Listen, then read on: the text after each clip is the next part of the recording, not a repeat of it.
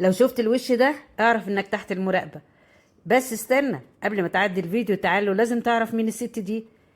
ده وش الآلهة حتحور، آلهة الحب والجمال والموسيقى عند المصريين القدماء. بس الأغرب بقى إنهم كانوا زمان بيحطوها على وش الأعمدة الأربعة بتاعت المعبد. طيب ليه بقى؟ هقولك، عشان تفضل شايفة كل اللي داخل واللي خارج من أي جهة في المعبد.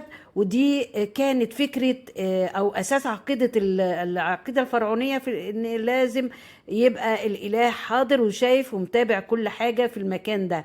ودي طبعا لو شافت أي حاجة غلط كان على طول بينزل العقاب. دي عقيدتهم.